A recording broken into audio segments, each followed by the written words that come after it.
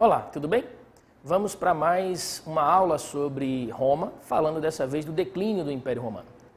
Roma teve por característica principal um poderoso exército, e esse poderoso exército acabou assumindo o poder político naquela civilização. Neste processo de expansão do exército, nós vamos ter também uma disputa constante pelo poder, que vai ser intensificada justamente porque governar Roma era simplesmente governar o mundo, e era um poder que todos queriam. E essas disputas constantes internas, aliadas a outros fatores externos, acabaram levando ao declínio do Império.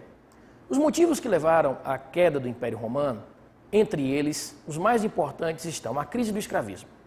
A estrutura econômica de Roma estava pautada no trabalho escravo. E para se conquistar escravos, Roma deveria estar em constante expansão. Acontece que há uma estagnação territorial de Roma. Por conta dessa estagnação territorial, não havia mais possibilidades de se conquistar novos escravos. E, consequentemente, isso ocasionava uma escassez do escravo, aumentando o preço do mesmo e, consequentemente, ruindo a estrutura econômica da sociedade. Isso levou muitos plebeus a saírem da cidade e ir para o campo, num êxodo urbano muito presente. Isso vai levando a uma mudança da estrutura econômica para uma ruralização da economia.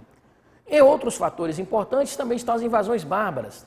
As constantes invasões dos povos bárbaros tinham por característica principal levar a tirar o jugo romano deles e aí uma independência. E esses confrontos constantes com os bárbaros vão levar ao enfraquecimento do exército romano.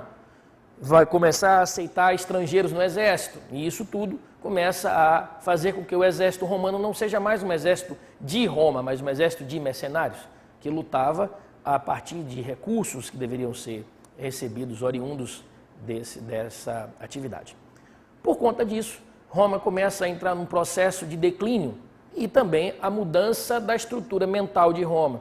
A ascensão do cristianismo modifica muito a forma de ver e de pensar dos próprios romanos, que vão levar a novas estruturas culturais. E por conta disso, a ascensão a partir do Edito de Milão, quando nós vamos ter a liberdade de culto à cristandade, que era perseguido desde os tempos de Nero, e depois o Edito Tessalônico, que vai permitir aos cristãos se associarem a Roma, formando agora a igreja oficial de Roma, a igreja romana, a igreja cristã romana.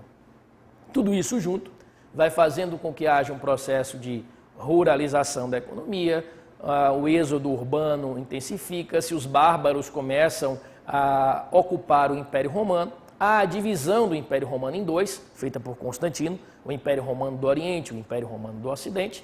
Nessa divisão dos dois impérios, nós acabamos tendo o enfraquecimento definitivo do Império do Ocidente, sendo derrotado e formando-se nessa região o feudalismo. O Império Romano do Oriente permanece, formando o que nós conhecemos como Império Bizantino, que permanecerá aí firme até a queda em 1453, quando nós temos o fim da Idade Média. Ok? Um abraço, até a próxima.